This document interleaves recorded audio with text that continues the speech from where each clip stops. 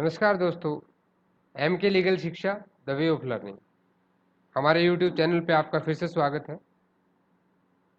हम civil procedure code की series में कुछ वीडियोस बना रहे थे एंड आई होप मेरे ये वीडियोस आपके लिए हेल्पफुल होंगे। आज हम बहुत ही इम्पोर्टेंट टॉपिक पे हम डिस्कस करने जा रहे हैं कि सिविल केस को कहाँ पे फाइल किया जाए। हमने जुरिडिक्शन ऑफ सिविल कोर्ट्स के ऊपर एक वीडियो बनाया था। अगर आपने वीडियो नहीं देखा है तो उसका लिंक मैंने डिस्क्रिप्शन में दे रखा है, उसे देख लें। जुरिडिक्शन ऑफ द कोर्ट क्या होता है कि power of court to try a case, किसी भी न्यायालय का अधिकार क्षेत्र की वो किस तरह के वाद को अपने वहां पे क्षेत्राधिकार में ले सकता है, नहीं ले सकता। आज हम बात कर रहे हैं सेक्शन 15 से लेकर section 20, section 15 to section 20, the place of suing where to file a suit. ये कौन बताएगा आपको? ये सिविल प्रोसीजर कोड के सेक्शन 15 से सेक्शन 20 तक बताया गया है। आगे बढ़ने से पहले अगर अभी तक आपने मेरे चैनल को सब्सक्राइब नहीं किया तो प्लीज़ सब्सक्राइब इट, इसे लाइक करें, अपने दोस्तों में शेयर करें। ये बहुत ही इंपॉर्टेंट टॉपिक है आज का, सिविल प्रोसीजर कोड 1908। देखिए सेक्शन 15 टू सेक्शन 20 आपको बताता है कि आपको सिविल केस, जो आपका मुकदमा है सिविल का, वो कहाँ पे दायर करना है। अगर आप अधिवक्ता हैं तो भी आपके लिए बहुत ही इंपॉर्टेंट है। अगर आप किसी जुडिशियल एग्जाम की तैयारी कर रहे हैं तो भी आपके लिए बहुत ही इंपॉर्टेंट है। तो इसको थोड़ा ध्यान से दें और जो इंपॉर्टेंट बातें उनको नोट करते हुए चलें। मैं पहले भी कई बार अपने वीडियोस में कहता रहा हूँ कि जब भी आप कोई वीडियो देखते हैं तो आप हेडफोन लगा कर देखें और एक बार में पूरा वीडियो देखें, इससे आपकी कंसंट्रेशन बनती है। इंपॉर्टेंट पॉइंट्स के नोट्स बनाते हुए चलिए। नोट्स बहुत ही इंपॉर्टेंट होते हैं किसी भी एग्जाम के प्रिपरेशन में। तो आगे बढ़ते हैं। हम सबसे पहले देखते हैं टाइप ऑफ सूट्स क्या होते हैं। देखिए टाइप ऑफ सूट्स का, सिविल सूट्स की मैं बात कर रहा हूं यहाँ पे। Suits for immovable property. Immovable property क्या होती है? जिस प्रॉपर्टी को आप एक जगह दूसरी जगह मूव नहीं कर सकते। आपकी कोई भी जमीन है, आपका कोई भी घर है, ठीक है, आपकी कोई दुकान है ऐसी जो एक जगह पे फिक्स है, जो अर्थ स्ट्रक्चर के साथ फिक्स है, वो मूव नहीं हो सकती, ऐसी प्रॉपर्टी को इमूवेबल प्रॉपर्टी कहते हैं। सूट्स फॉर मूवेबल प्रॉपर्टी आपके मॉनेटरी इश्यूज जो भी हैं, मनी रिलेटेड इश्यूज जितने हैं, वो सारे आपके मूवेबल प्रॉपर्टीज में आते हैं। आपका गोल्ड हो गया, अभी आप प्रॉपर्टी है आपकी, लेकिन वो मूव कर सकते हैं एक दूसरे जगह पे उसको। Suits for compensation for wrong और टॉर्ट। अगर आपने, किसी ने आपके साथ गलत किया है तो कंपनसेशन के लिए भी आप केस कर सकते हैं। और अदर टाइप ऑफ सूट्स, चार कैटेगरी में यहाँ पे सूट्स को डिवाइड किया गया है और इन्हीं कैटेगरीज के बेस पर हमें सेक्शन 15 से लेकर सेक्शन 20 तक की स्टडी करनी है। सूट्स फॉर इमूवेबल प्रॉपर्टी आपका सेक्शन 16 से सेक्शन 18 तक डील करता है। Immovable property, please note these points.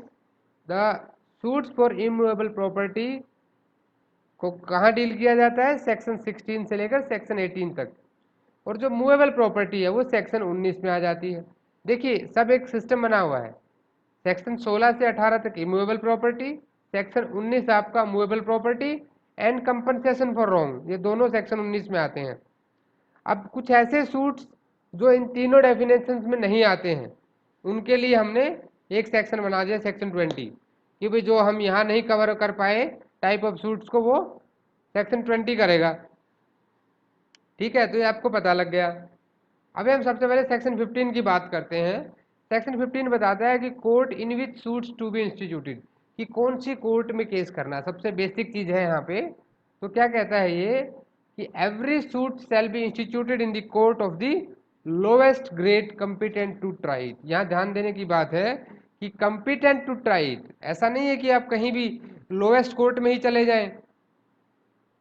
जो कोर्ट आपका कंपिटेंट है उस सूट को ट्राई करने के लिए, उसके लोएस्ट ग्रेड की कोर्ट में आपको जाना है। ऐसा नहीं है कि आप सीधे हाई कोर्ट चले गए, सीधे सुप्रीम कोर्ट चले गए, नहीं। जिस कोर्ट में आपका जुरिडिक्शन है लोएस्ट ग्रेड कोर्ट में, और वो कंपिटेंट है आपका सूट फाइल ट्राई करने के लिए, तो आपका सूट वहीं पे फाइल होगा। ये कहाँ है? सेक्शन 15। अभी मान लीजिए कोई एक इमूवेबल प्रॉपर्टी है, आपका एक घर है कहीं पे, आपको एक सूट फाइल करना है for the possession of this property और let it be any issue regarding this property, this is immovable property. हम यहाँ एक इमूवेबल प्रॉपर्टी से रिलेटेड किसी सूट की बात कर रहे हैं। ये कहाँ पे फाइल होगा? ये कोर्ट में फाइल होगा, बट ये कोर्ट कौन सी होगी?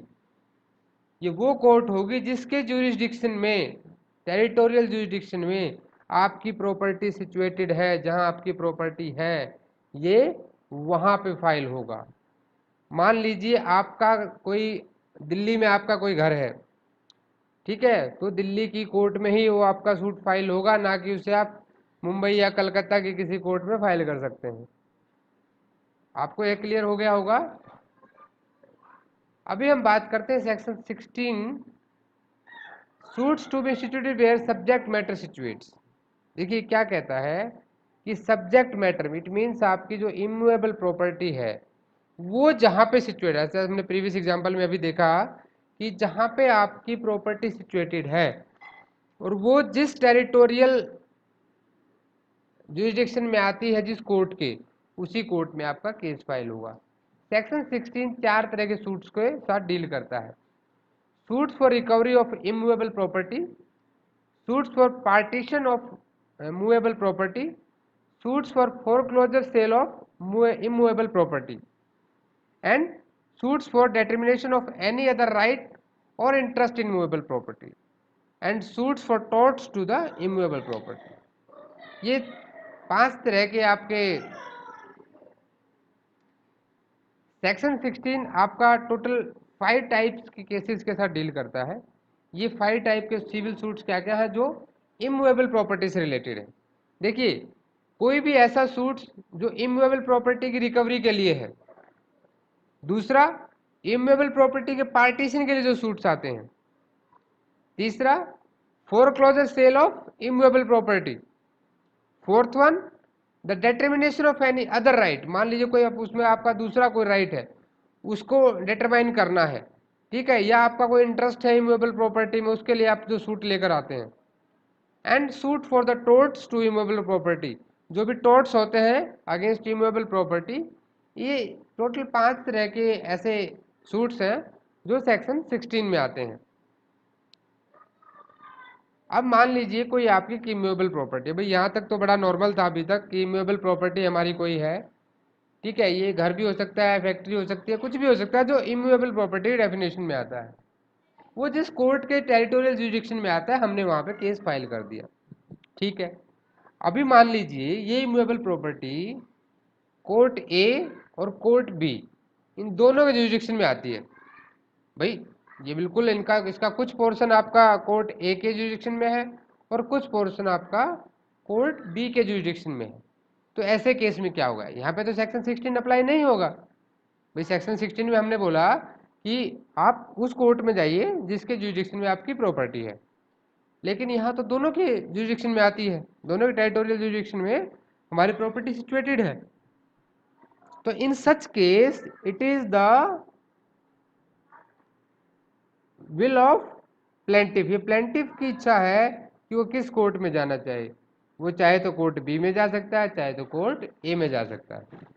किसी भी ऐसी कोर्ट में जिसके ज्यूरिसडिक्शन में वो आता है वो उस कोर्ट में फाइल कर सकता है उस केस को। तो ये चीज कहाँ बताई? ये सेक्शन 17 में बता दी। देखिए बहुत सिंपल है। इमूवेबल प्रॉपर्टी सिंपल ज्यूरिसडिक्शन में जो आता है सेक्शन 16 लग गया। अब कोई इमूवेबल प्रॉपर्टी 2 और मोर कोर्ट्स के ज्यूरिसडिक्शन में आती है कॉमन, तो वहां पे सेक्शन 17 लग गया कि suits for immovable property situate with in jurisdiction of different courts where a suit is to be obtain relief respecting or compensation for wrong to the immovable property। देखिए मोटा मोटी ये बात है कि जब आपको किसी भी ऐसी इमूवेबल प्रॉपर्टी के लिए सूट फाइल करना है जो डिफरेंट कोर्ट्स के ज्यूरिसडिक्शन में आती है, ठीक है, उसका कोई भी पोर्शन आता है, तो सूट किसी भी कोर्ट में जिसकी लोकल लिमिट में उसका कोई भी पोर्शन आता है वहां पे उसको दायर किया जा सकता है। लेकिन यहाँ पे एक ये है कि जो सब्जेक्ट मैटर है आपका, जो सब्जेक्ट मैटर की वैल्यू है, जो हमने बात की थी पेक्यूनियरी जुरिडिक्शन की, वो आपको जिसमें आप केस फाइल करने जा रहे हैं कॉम्पिटेंट होनी चाहिए आपके सूट को ट्राई करने के लिए। ठीक है, ये सेक्शन 17 था। अभी बात कर लेते हैं सेक्शन 18 की। ठीक है, यहां तक तो था कि भाई मल्टीपल कोर्ट्स में था। अब मान लीजिए कहीं पे ऐसा है जहां पे ये अनसर्टेन है कि ये किसके जुरिडिक्शन में आता है, कंफ्यूजन हो गया अभी वो किसी के उसमें नहीं आ पा रहा है। तो in this case what we will do, the section 18 will provide the remedy for us. इसकी रेमेडी कौन देगा, सेक्शन 18 देगा। The place of institution of a suit where local limit of jurisdiction of courts are uncertain. यहां बहुत important बात यह है कि कोर्ट को इस चीज पे एग्री होना पड़ेगा कि हाँ भाई इसके जो जुरिडिक्शन में अनसर्टेनिटी है, ये जो प्रॉपर्टी है इसमें आपका अनसर्टेनिटी है कि ये किसके जुरिडिक्शन लिमिट्स में आता है।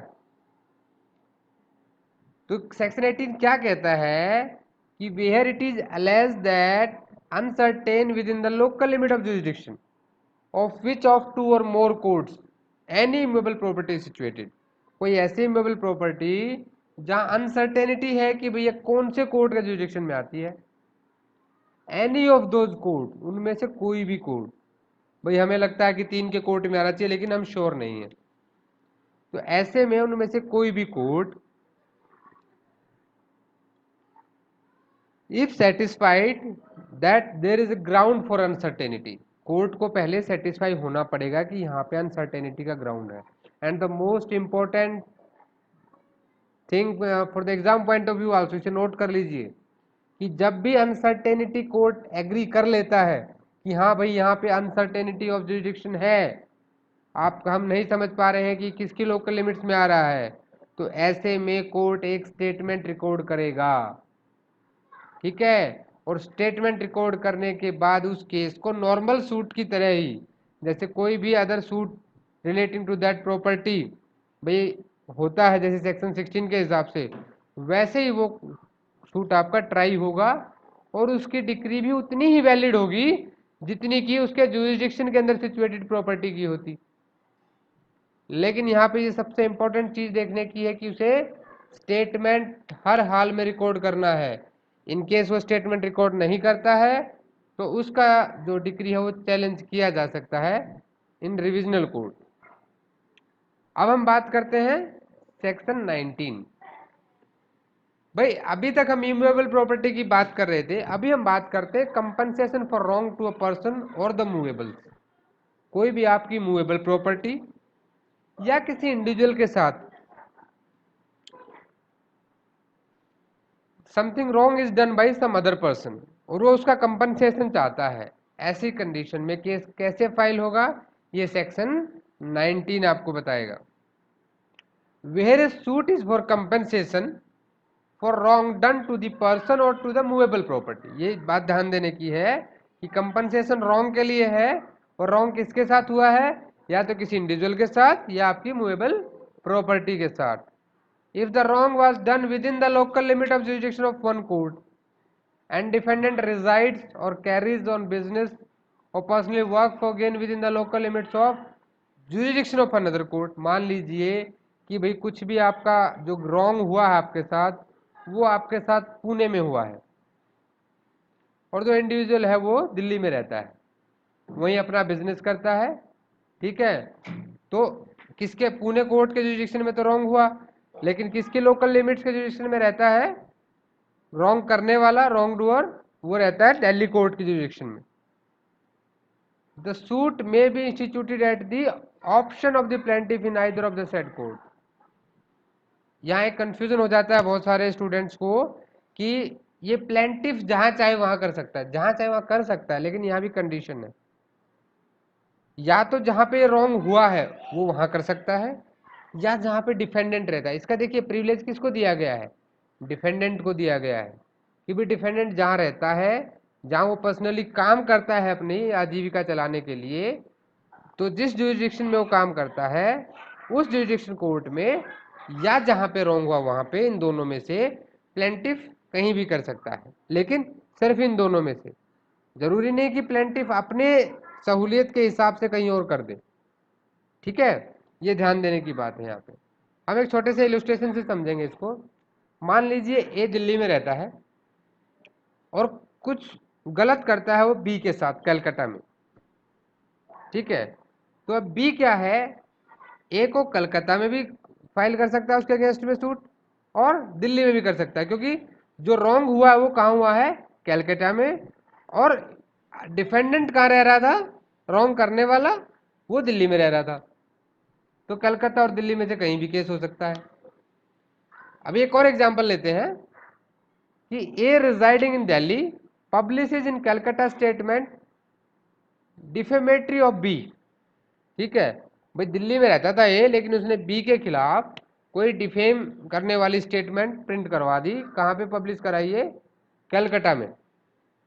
ठीक है, तो बी क्या है, देखिए गलत कहाँ हुआ आपके साथ, भाई स्टेटमेंट जो डिफेमेशन का था आपका वो कलकत्ता में पब्लिश हुआ है, और जो जिसने कराया है वो दिल्ली में रहता था।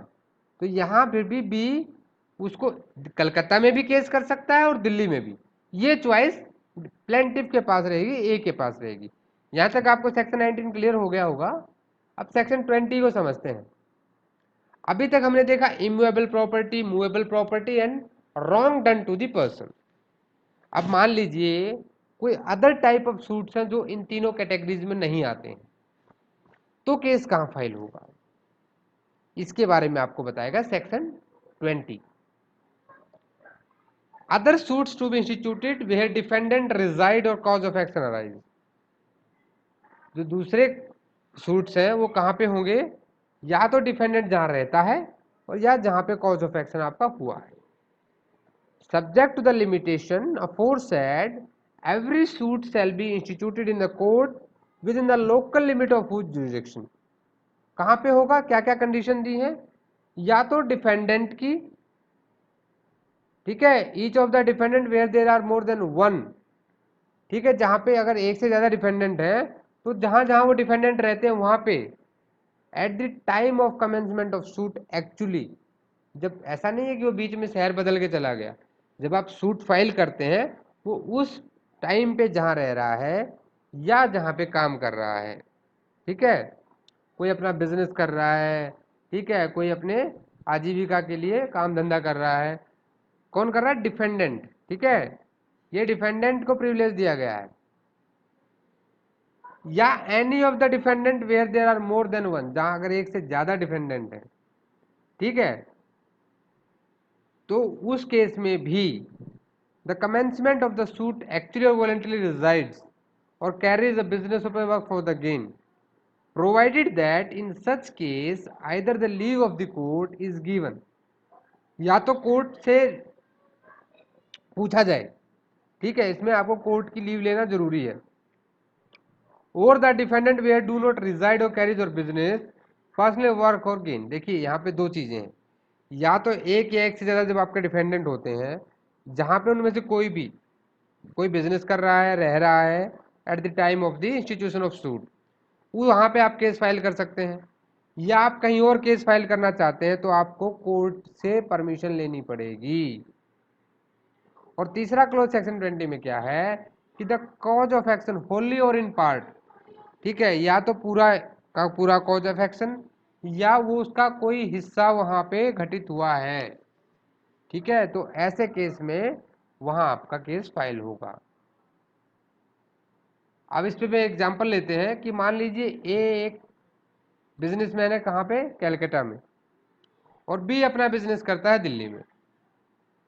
ठीक है, तो बी का कोई एजेंट था कलकत्ता में और वो ए से कुछ आइटम्स परचेज करता है और ए को रिक्वेस्ट करता है कि वो उन्हें ईस्ट इंडियन रेलवे कंपनी में हैंड ओवर कर दे। ए ने वो सारे आइटम्स हैंड ओवर कर दिए।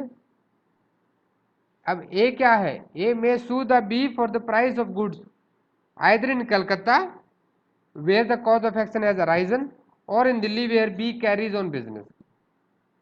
ठीक है, देखिए बी का बिजनेस कहाँ था, दिल्ली में था, तो इस कंडीशन में वो उसकी मर्जी है, वो उस पर दिल्ली में केस करेगा या कलकत्ता में करेगा। एक और हम एग्जांपल यहाँ पे लेते हैं कि मान लीजिए A resides at Shimla, B at Calcutta and C at Delhi. ये सेक्शन 20 के सेकंड, सेक्शन 20 सब सेक्शन 2 जो उसमें दिया गया है सेकंड एक्सप्लेनेशन, उसके लिए एग्जांपल है कि हमारे डिपेंडेंट एक से ज़्यादा है। ए जो है शिमला में रहता है, बी कलकत्ता में और सी दिल्ली में। ए, बी और सी ने क्या किया है, एक साथ बनारस में B and C make a promissory note. Banaras में एक साथ इन लोगों ने, बी और सी ने मिलकर एक प्रोमिसरी नोट बनाया, payable on demand and deliver it to A, और ए को दे दिया। अब ए किस पे केस करे भाई? देखिए जो प्रोमिसरी नोट कहाँ बना है, बनारस में बना है। ए कहाँ रहता है, शिमला में। बी कहाँ रहता है, कलकत्ता में। अगर सी को केस फाइल करना है, ए को केस फाइल करना है, सॉरी, ए को अगर केस फाइल करना है बी और सी पे, तो कहाँ करेगा? या तो बनारस में करे जहाँ पे कॉज ऑफ एक्शन हुआ है, और ही में also sue them at the Calcutta where B resides, or at Delhi where C resides. मतलब जहाँ पे आपके कोई डिफेंडेंट रहते हैं वहाँ पर भी आप केस कर सकते हो। But in each of these cases, if the non-resident defendant objects, the suit cannot proceed without the leave of the court। ये क्या कहना चाह रहा है कि मान लीजिए आपने भाई दिल्ली में केस कर दिया, ठीक है, दिल्ली में तो सी रहता था, बी रहता था कलकत्ता में, और बी ने ऑब्जेक्शन कर दिया कि मैं साहब दिल्ली कैसे आऊँगा, दिल्ली, सी को तो फायदा हो गया। तो जब बी ऐसा केस करता है तो कोर्ट डिसाइड करता है कि वो केस कहाँ पे फाइल होगा। तो in such condition you have to take leave of the court. तो आज के वीडियो में हमने सेक्शन 15 से लेकर सेक्शन 20 तक समझा कि हमें केस कहाँ पे फाइल करने। Thanks for watching. अगर आपके कोई भी डाउट्स हैं तो प्लीज़ मुझे कमेंट जरूर बताएं, और हाँ, इसे लाइक, शेयर और सब्सक्राइब जरूर करते रहें। सब्सक्रिप्शन उत्साह वृद्धि करता है दोबारा और ज़्यादा वीडियो बनाने में, और वीडियो अगर आपको अच्छे लग रहे हैं तो लाइक भी कर दें। Thank you.